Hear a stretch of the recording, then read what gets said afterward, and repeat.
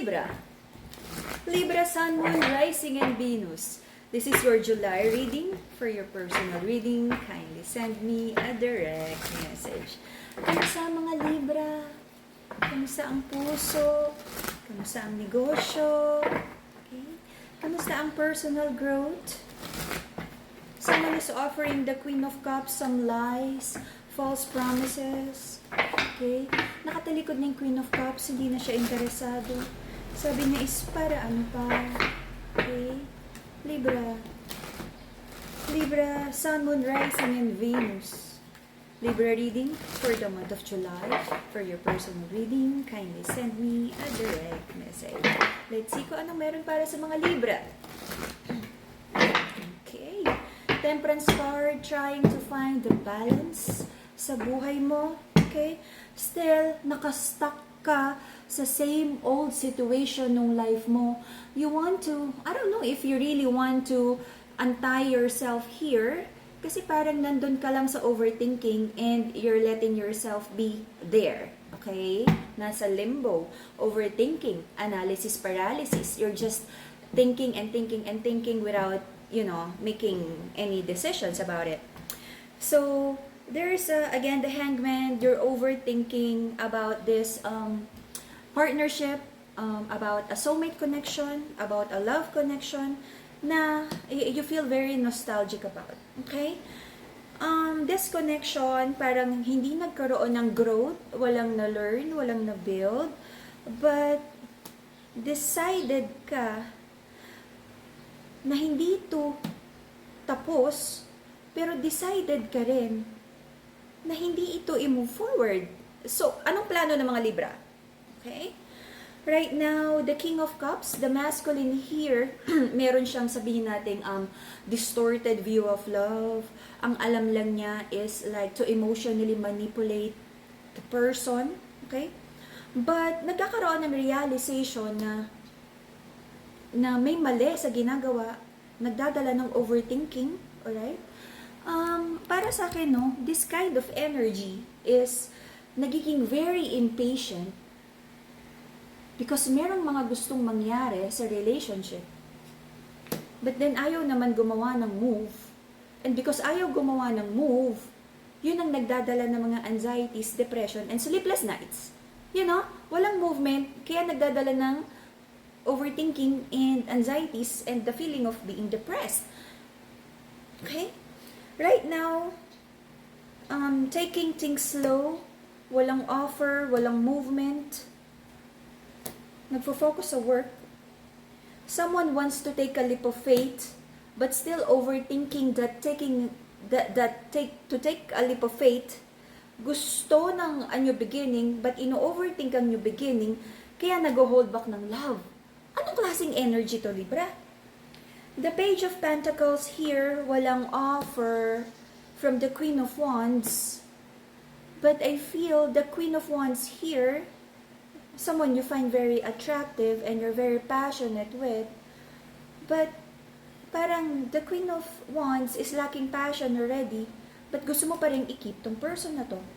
Right now, the King of Pentacles, nag-iisip siya kung paano niya gagawin tong communication na to, pero nasa crossroads, hindi pa rin alam kung makikipag-communicate or not. Alam mo yun? This is like analysis paralysis.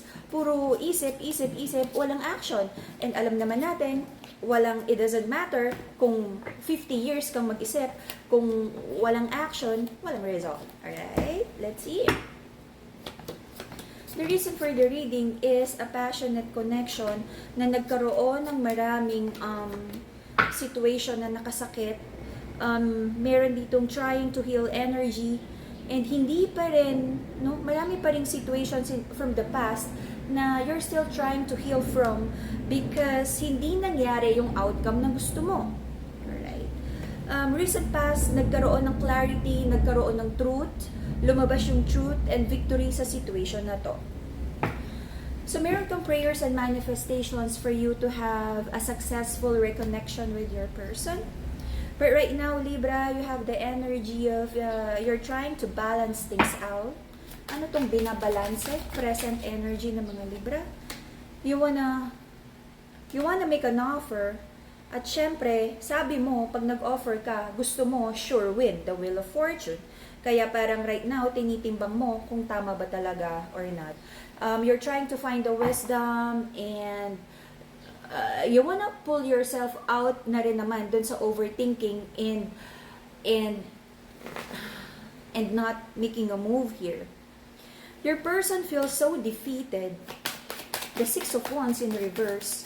Your person feels na wala namang harmony, walang partnership, hindi equal yung give and take here. And sabi ng person mo, ayaw na niya ng conflict, ayaw niya ng drama, and not ready to accept anything already. Okay? So, meron ka mga fear and doubt about the quietness, okay? Parang sabi nga is nakakabingi na katahimikan. Meron kang fear and doubt ko, dapat ba talagang ituloy yung block communication here because of hindi nagkaroon ng parang gusto mong mag-explain kung bakit walang na-build sa relationship na to, kung bakit walang plano, kung bakit nagkaroon ng paulit-ulit na pain, why you try to avoid conflict. Because sabi mo right now, you're trying to fill your cup first. You're working on your personal goal, your self-worth, your financial stability, your the personal growth. In the next 3 months, Libra, I feel magkakaroon ng isang situation na sobrang ikakalungkot mo, crying over spilled milk. Okay? This also involves, the outcome would be, meron kang mga ine-expect na financial stability na maaaring magkaroon ng delays. Meron ditong nakakalungkot na energy because merong isang Queen of Swords, the feminine energy would be very upfront kung ano talaga yung nararamdaman niya at kung ano talaga yung opinion niya about this relationship. Okay? You want to keep this queen, the intellectual queen. You feel so sad about this. But, again, from the past reading, same energy, the Hierophant is in reverse. Okay? It feels like wala ka namang may offer na anything stable relationship sa queen na to. And parang may problema pa rin sa kasal, the Hierophant. This involves family, kasal, at anak. I don't know kung ano yung mga considerations mo. Meron ka bang tinatapos na past connections with dating relationship that involves marriage at may mga anak. Okay? And kakausapin ka rin itong feminine here na, na probably ongoing yung divorce or pwedeng divorce na kailangan pa rin pag-usapan about finances. Marami ka rin gustong sabihin dito sa past person about yung kaya mo lang, no? Kasi parang may struggles ka about your finances right now and until the next 3 months. You wanna move forward, marami kang nagawang mali sa buhay mo, judgment in reverse, na sabi mo is gusto mo nang iwanan. You wanna move forward. Sobra pa rin nag-ruminate sa isip mo yung mga nagawa mong pagkakamali in the past, nagdadala sa'yo ng sleepless nights.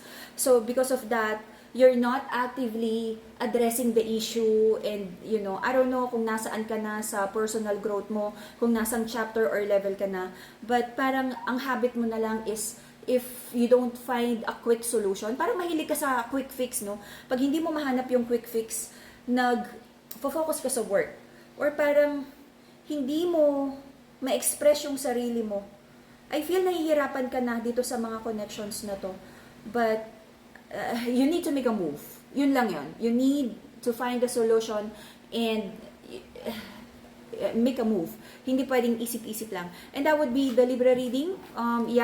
To find the balance dun sa relationship, I recommend you the rose quartz. To balance your emotions, the black tourmaline. And nagkakaroon ng problema, I feel nagkakaroon ng problema with finances, I recommend you the crystal.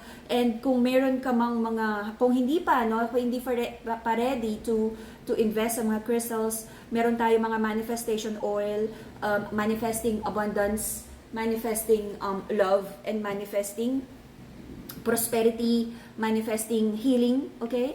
So, PM nyo lang ako kung paano kayo magkaroon ng oil na to. This is just 888 and the bracelets would be 2,500. PM me for your personal reading, for the crystals and the oils. Bye-bye, Libra!